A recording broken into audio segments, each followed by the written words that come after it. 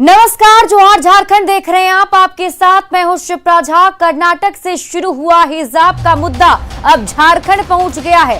रांची के डोरंडा कॉलेज में आज कुछ छात्र छात्राओं ने हाथों में तख्ती लेकर इसके समर्थन में उतर गए, जिसके बाद प्रिंसिपल ने एक्शन लेते हुए छात्रों को समझा बुझाकर शांत कराया। प्रिंसिपल ने पुलिस को फोन कर पूरे मामले की जानकारी भी दी। फिलहाल छात्र समझाने बुझाने के बाद वहां से चले गए हैं। एक्सक्लूसिव तस्वीर आपके टीवी स्क्रीन पर हम आपको दिखा रहे हैं। देखिए, हिजाब का मुद्दा कर्नाटक से होते हुए अब झारखंड पहुंच चुका है और यहां भी जो छात्र छात्राएं हैं वो अपने हाथों में तख्तियां लेकर इसके खिलाफ विरोध प्रदर्शन करने के लिए पहुंचे थे। हालांकि प्रिंसिपल की तरफ से पहले समझाया गया और इसकी जानकारी पुलिस को भी दी गई, जिसके बाद बच्चों को समझाया गया और अब वो वहां से ले गए हैं। अचानक से बिना कोई सूचना के कुछ बच्चे जमा हो गए। उसमें से कुछ बच्चों के हाथ में तख्ती थी जो उसमें हिजाब संबंधी कुछ बातें लिखे हुए प्रोटेस्ट विरोध कर रहे थे। तो सभी टीचर, सभी स्टाफ हमारे जितने भी थे, सभी तुरंत आए, उनको समझाए कि भाई ये कॉलेज का मसला तो है नहीं, तो आप लोग यहाँ कॉलेज के अंदर में क्यों प्रोटेस्ट कर रहे हो। तो फिर वो लोग समझाने बुझाने पे कॉलेज के बाहर गेट पे चले गए। फिर वहाँ पे कुछ देर रहे।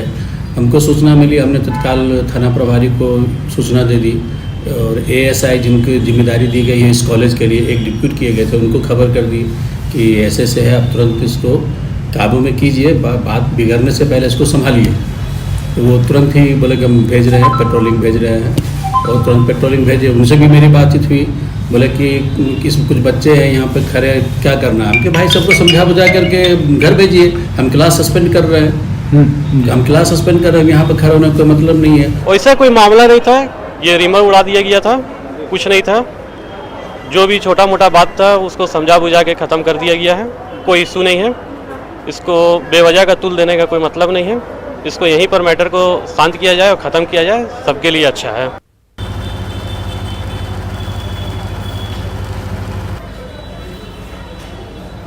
और डोरंडा के प्रिंसिपल हमारे साथ जुड़े हुए हैं, बीटी वर्मा जी, उनके पास ही चलते हैं। आप बताइए जरा कि पहले क्या कुछ हुआ, कितने बजे छात्र जो है कॉलेज पहुंचे और क्या कुछ मांग कर रहे थे। बच्चे मॉर्निंग में ही आ गए थे, करीबन 7:20 में आ गए थे, अपना क्लास भी किए हैं और करीबन 9 बजे कुछ बच्चे कुछ तख्तियां पर लिखे हुए स्लोगन वगैरह करके आ गए, बीच में गेट के पास जमा हो गए। तो उसमें वो कुछ हिजाब के समर्थन में लिखे हुए थे। तो हमारे स्टाफ लोग उनको समझाए कि यहाँ ये कॉलेज का मसला तो है नहीं, मामला जब नहीं है कॉलेज का तो कॉलेज में क्यों कर रहे हैं प्रदर्शन, क्लास चल रहा है उसको डिस्टर्ब नहीं कीजिए। और ये बोल करके उन लोगों को कहे कि आप सब लोग कैंपस से बाहर जाइए। और हमको खबर मिली, हमने थाना प्रभारी जी को खबर किया, डोरंडा थाना प्रभारी को, तो उन्होंने तुरंत ही ये पेट्रोलिंग पार्टी भेज दिया यहाँ पे। तो जो बच्चे बाहर में वो लग खड़े थे प्रदर्शन करने के लिए या तख्ती लेकर के, तो पुलिस के समझाने बुझाने पर फिर हम लोग के स्टाफ और पुलिस दोनों के सहयोग से समझा बुझा दिया गया उन लोग को, तो सब अपने घर चले गए। बीपी वर्मा जी, क्या जो बच्चे हैं उनके मन से वो कंफ्यूजन दूर हो चुका है, जिन चीजों को लेकर वो वहां पहुंचे थे, क्या आपको लगता है उस हिसाब से वो समझ पाए उन चीजों को? अब उनके मन में क्या था ये तो समझ पाना बहुत मुश्किल है, क्योंकि हम लोग का पहला काम था कैंपस में शांति बहाल कर देना। और जब बच्चे बाहर चले गए तो और पुलिस ने भी उनको समझा दिया और अच्छे तरीके से समझाया, उससे उनके समझ में जरूर आ गया और तभी वो वहां से सब चले गए। बिल्कुल, लेकिन देखिए तो अचानक से ये छात्र का आना, प्रदर्शन करना, क्या इसके पीछे किसी का हाथ हो सकता है? कोई ऐसे इन्फ्लुएंस करते हैं छात्रों को? अब ऐसा तो हम नहीं कह पाएंगे क्योंकि इसके लिए कोई प्रमाण तो हमारे पास है नहीं। और चूंकि तख्ती पर लिख करके लाए या लिखे तो जरूर कुछ न कुछ तो इसके पीछे रहा होगा, लेकिन अब ये तो हमारे बस की बात नहीं है कि हम इसको एक्सप्लेन कर सके। बहुत बहुत शुक्रिया तमाम जानकारी के लिए, हमारे साथ जुड़ने के लिए और जानकारी साझा करने के लिए। तो देखिए, हमारे साथ डोरंडा कॉलेज के प्रिंसिपल जुड़े हुए थे, जिन्होंने बताया कि आज सुबह सुबह ही छात्र जो थे वो कॉलेज पहुंचे थे और प्रदर्शन कर रहे थे। हमारे साथ हमारे सहयोगी ओम प्रकाश भी जुड़े हुए हैं। ओम प्रकाश, देखिए सीधा सवाल बस यही बनता है कि जो छात्र प्रदर्शन करने पहुंचे थे, क्या इसके पीछे किसी का हाथ है? जी, जाहिर तौर पर जिस तरह से तैयारी से छात्र वहां पर पहुंचे थे, तो ऐसी आशंका पुरजोर तरीके से बन रही है कि इसके पीछे जरूर किसी न किसी संगठन या फिर किसी व्यक्ति विशेष का हाथ होगा, और जिस वजह से छात्र यहाँ पर पहुंचे थे। हालांकि अब इस पूरे मामले में जैसे ही इस मामले में तूल पकड़ा है, तो डैमेज कंट्रोल के लिए भी तैयारियां की जा रही है। कुछ संगठनों द्वारा इस पूरे प्रोसेशन को कहा जा रहा है कि कर्नाटका में जिस तरह से घटना हुई, उसके बाद ऐसी घटना झारखंड में ना हो, तो इसे लेकर छात्र पहुंचे थे। लेकिन जिस तरह से हमारी बात प्रिंसिपल से हुई, उनका साफ तौर से कुछ दूसरा ही पहलू है। उनका कहना है कि छात्र प्रदर्शन कर रहे थे, हालांकि हिजाब के समर्थन में था, लेकिन साफ तौर से जिस तरह से अब ये मामला तूल पकड़ता जा रहा है, राज्यपाल के राजभवन की तरफ से इस मामले पर भी संज्ञान लिया गया है। पूछताछ भी की गई है, डोरंडा कॉलेज के प्रिंसिपल से भी पूछताछ की गई कि क्या वजह क्या थी और किस तरह से ये प्रदर्शन हुआ और अब क्या स्थिति है। तो तमाम चीजों पर राजभवन भी एक्टिव हुआ है। तो कहीं ना कहीं कहा जाए तो अब जो पूरा मामला को बढ़ता हुआ देखा, अब इस पर डैमेज कंट्रोल की तैयारी की जा रही है। हालांकि ये आशंका जरूर जाहिर की जा रही है कि इस मामले में किसी न किसी संगठन का जरूर हाथ रहा होगा। हालांकि इसकी अब तक कोई पुष्टि नहीं हो पाई है। जी, बहुत बहुत शुक्रिया तमाम जानकारी के लिए ओम प्रकाश। झारखंड में मानव तस्करी का नया ट्रेंड सरोगेसी हो गया है। आपको सुनने में ये अटपटा लग रहा होगा, लेकिन झारखंड में ये सच्चाई है। प्लेसमेंट एजेंसियों के जरिए यहां की लड़कियों की तस्करी सरोगेसी के लिए भी हो रही है। न्यूज 18 के खुलासे के बाद बाल अधिकार के लिए काम करने वाले कार्यकर्ता भी दावे कर रहे हैं कि मानव तस्करी को नया रूप प्लेसमेंट एजेंसियों ने दिया है। आखिर कैसे, देखिए हमारी इस बेहद खास रिपोर्ट के जरिए।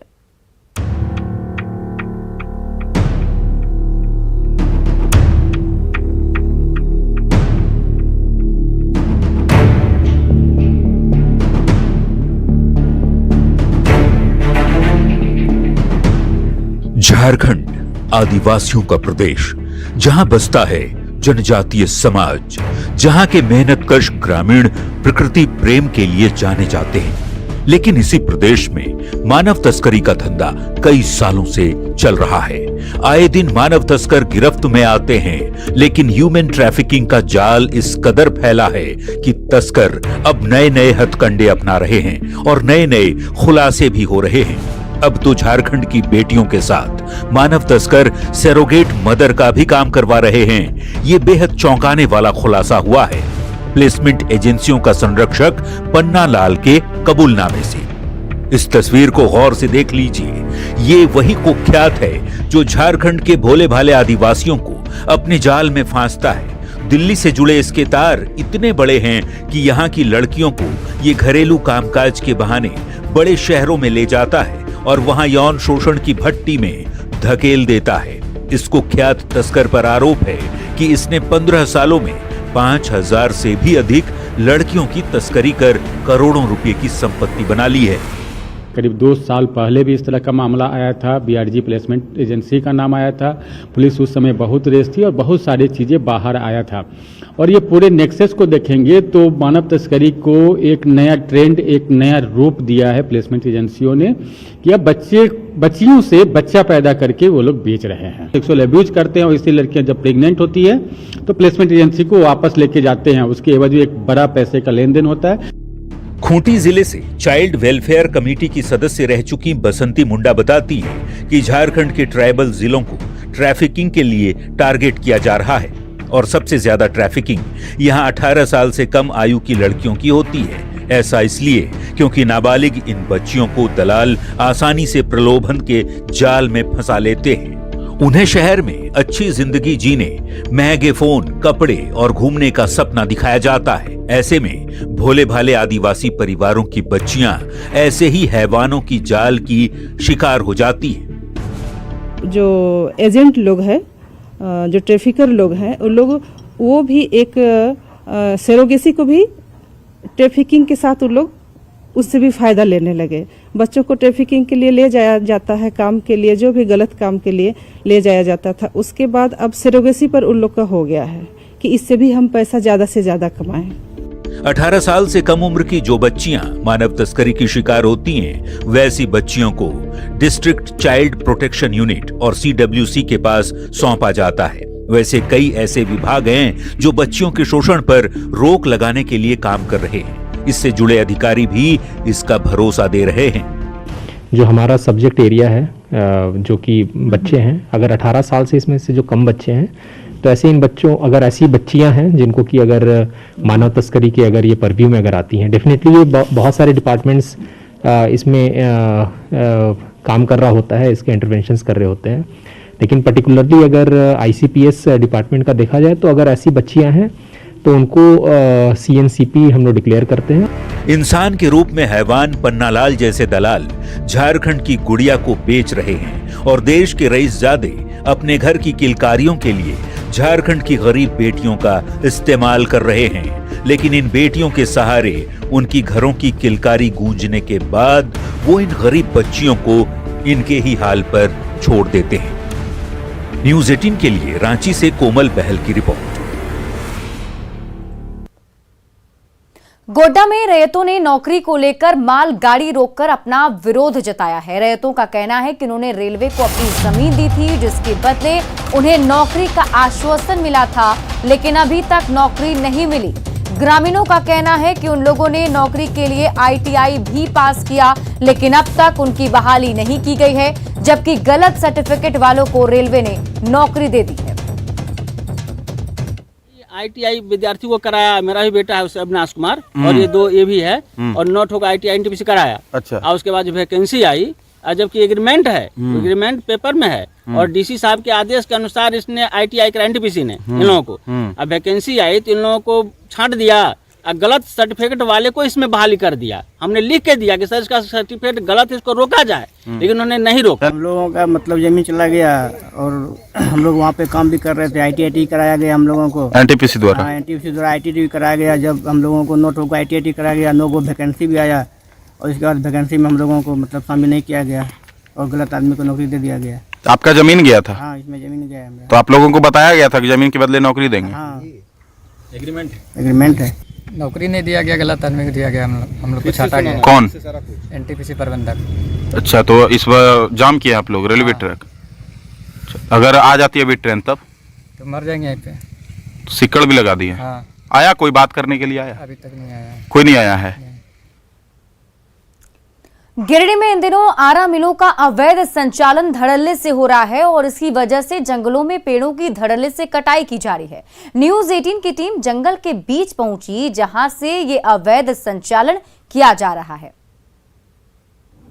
गिरिडीह जिले के कई इलाकों में जंगलों की अंधाधुंध कटाई हो रही है, और इसके पीछे सबसे बड़ा कारण है कि यहाँ पे चल रहे अवैध तरीके से आरा मिल। आपको मैं तस्वीरों के माध्यम से मैं दिखाना चाहूँगा कि किस तरह से आरा मिल का संचालन हो रहा है, और गांव के साइड में होता है जहां तक अधिकारियों की भी पहुंच नहीं होती है। आपको मैं तस्वीरों के माध्यम से दिखा रहा हूं कि देवरी प्रखंड के अंतर्गत आने वाले चहाल के सोगरा में कि ये आरा मिल है, जो रात को ही चलाया जाता है और दिन में इसे नहीं चलाया जाता है, ताकि लोगों को इसकी आवाज़ नहीं पहुंच सके और लोग समझ भी ना पाए। आप देखिए, ये सुनसान एरिया है, ये जंगली एरिया है, सुनसान एरिया है, और बगल के जंगलों से, पहाड़ियों से जंगली लकड़ियों को लाया जाता है और यहाँ पे काटा जाता है, और अवैध तरीके से इसे बाजारों में खपाया जाता है। और इन तमाम लकड़ियों को मार्केट में ऊंचे भाव में बेचा जाता है, और औने पौने भाव में मजदूरों को लगाकर जंगली लकड़ियों को, जंगल से लकड़ियों को लाया जाता है, जिससे सरकार को राजस्व का चूना लगता है। वहीं आपको बता दें कि इसका जो लकड़ी माफिया हैं वो चांदी हो रहे हैं। तो ये स्थिति बनी हुई है गिरिडीह जिले में, जहां पर जंगलों की धड़ाधड़ कटाई हो रही है, साफ सफाई हो रही है, जंगलों को काटा जा रहा है, और अवैध आरा मिल मालिक, लकड़ी माफिया लगातार फल फूल रहे हैं। गिरिडीह से न्यूज़ 18 के लिए मैं एजाज अहमद। पूर्व सीएम रघुवर दास ने हेमंत सरकार पर गंभीर आरोप लगाए हैं। हेमंत सोरेन ने कहा कि सरकार अवैध माइनिंग कर पत्थर को बंगाल भेज रही है। ग्रैंड माइनिंग कंपनी पर अभी 8 करोड़ रुपए का बकाया है। ग्रैंड माइनिंग कंपनी में उनके पार्टनर हेमंत सोरेन के भाई बसंत सोरेन हैं। रघुवर दास ने कहा कि मुख्यमंत्री ने अपने पद पर रहते हुए अपने नाम पर खनन पट्टे की स्वीकृति ली है। ऐसे में ये गृह मंत्रालय की आचार संहिता का उल्लंघन है। रघुवर दास ने हेमंत सोरेन को अपने पद से इस्तीफा देने की मांग की। वे राज्यपाल के सामने सारा पक्ष रखेंगे।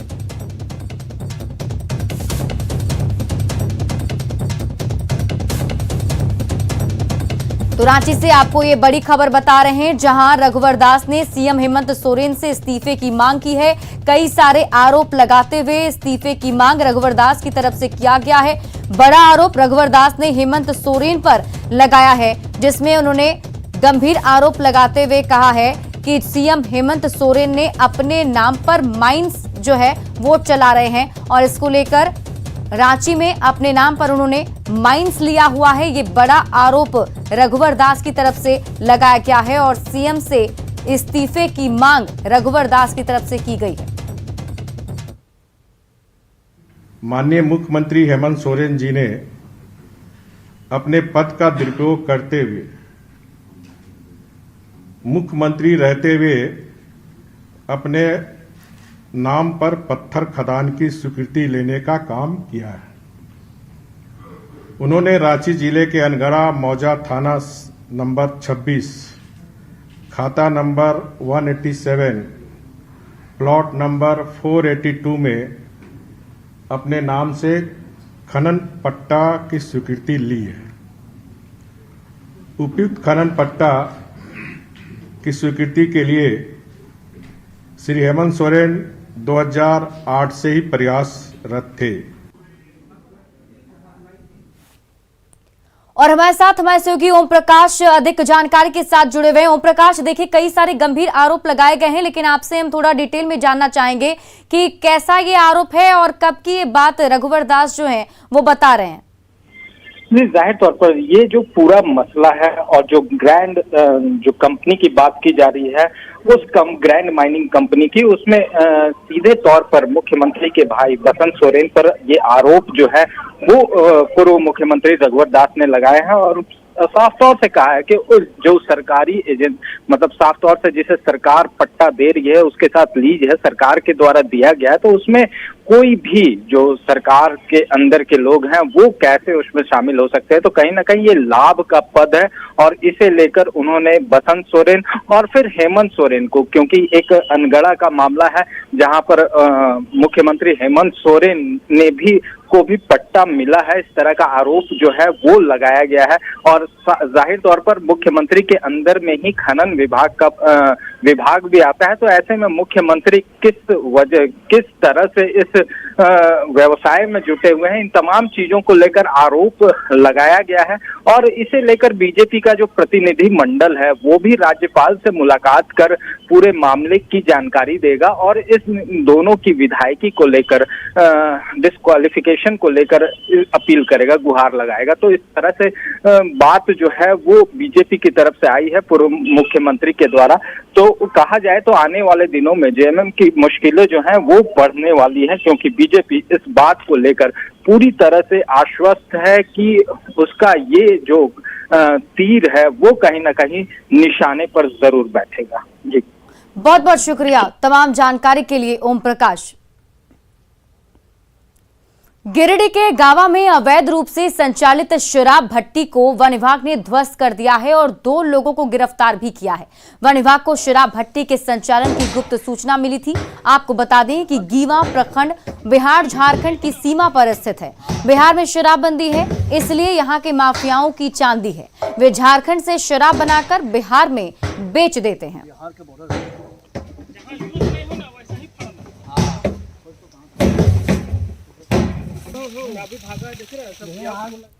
सभी वनकर्मियों के साथ गढ़ी शाख में और डुमरझाड़ा में अवैध शराब की भट्टी चला रहा था, जिसमें कि भारी मात्रा में लकड़ी का इस्तेमाल किया जा रहा था। हम लोगों ने सूचना मिलने पर डुमरझाड़ा में 2 शराब की भट्टी और गढ़ी शाख में 3 शराब की भट्टी को हम लोगों ने उसको नष्ट किया, जिसने और इसके साथ साथ हम लोगों ने 500 लीटर शराब, 30 क्विंटल जामा महुआ, 10 क्विंटल महुआ और 50 टीना करीब रावा गुड़ के इसको हम लोगों ने पूरी तरह से जगह पर स्थल पर नष्ट किया।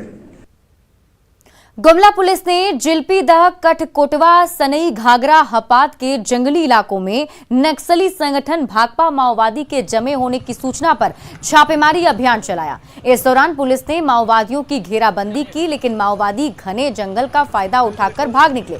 पुलिस ने गांव के लोगों से नक्सलियों के बहकावे में नहीं आने की अपील की है।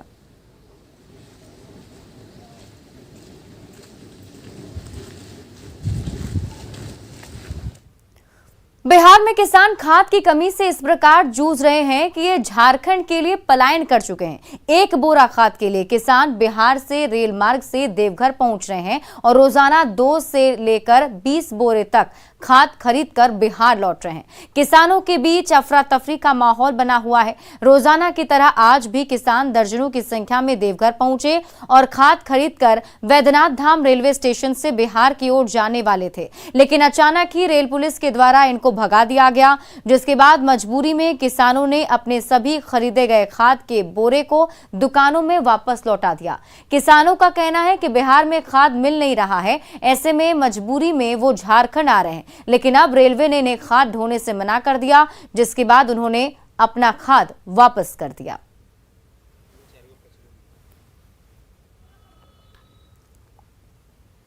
फरवरी का महीना प्यार मोहब्बत करने वालों के लिए खास होता है। लोग बेसब्री से इस महीने का इंतजार करते हैं। 7 फरवरी से रोज डे के साथ ही वैलेंटाइन डे की शुरुआत हो जाती है, जो पूरे 1 हफ्ते चलती है।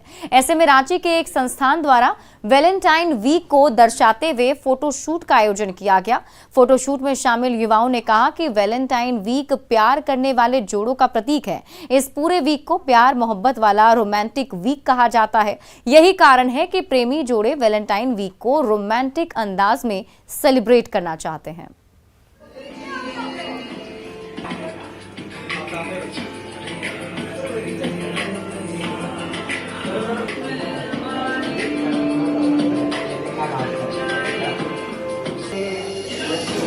हमें कोई भी फेस्टिवल आता है उस पे एक थीम डिसाइड करके फोटोशूट कराते हैं, और इस बार हम लोग पूरे वीक का 7 to 14 वीक का जैसे teddy day, propose day, chocolate day, hug day, सब कुछ सेलिब्रेट करें। वैलेंटाइन डे पर ईयर एक बार ही आता है, इसके लिए हम लोग हमेशा से इंतजार करते हैं कि बहुत ही अच्छा फोटोशूट होता है हर एक बार ही। वीक हम लोग प्यार के लिए सेलिब्रेट करते हैं, और इस वीक में मतलब हम लोग के लाइफ में बहुत सारे प्यार सिर्फ हम लोग किसी कपल के लिए ही जरूरी नहीं है, फ्रेंड्स लोग के बीच में होता है, तो हम लोग सारे फ्रेंड्स मिलके इसको बहुत अच्छी तरह से सेलिब्रेट करते हैं। और हम लोग सब कुछ एक साथ मिलके बहुत कुछ एंजॉय करते हैं, गेम्स खेले या डांस कर रहे हैं, ऐसा कुछ। ओके, तो अभी आपने हाथ पे ये क्या लिया है? ये हार्ट है, प्यार रेड कलर का, क्यूट सा लग रहा है। हमने ये लिया है, प्यार का प्रतीक बोला, एक हार्ट बस। और फिलहाल इस बुलेटिन में अभी के लिए बस इतना ही, लेकिन न्यूज़ 18 बिहार झारखंड पर खबरों का सिलसिला लगातार जारी है।